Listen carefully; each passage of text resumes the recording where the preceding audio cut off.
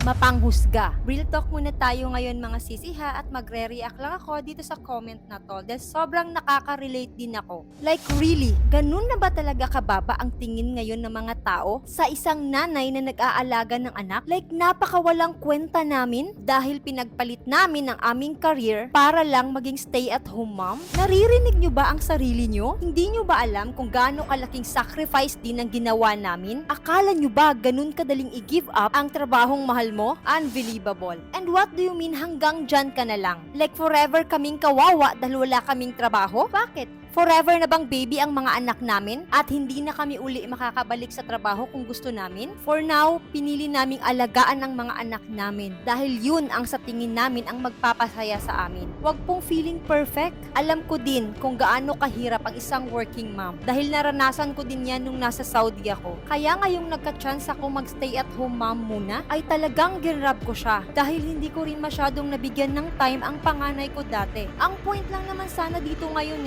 wag nating i-normalize na mababa lang ang tingin natin sa isang nanay kapag wala siyang trabaho. Dahil alam kong alam ninyo kung gaano kahirap ang isang stay-at-home nanay. Literal na halos 24/7 kayong nagtatrabaho. For free yun ha. Yun ang sakripisyong hindi na-appreciate ng mga mapanghusgang tao. Mapanghusga.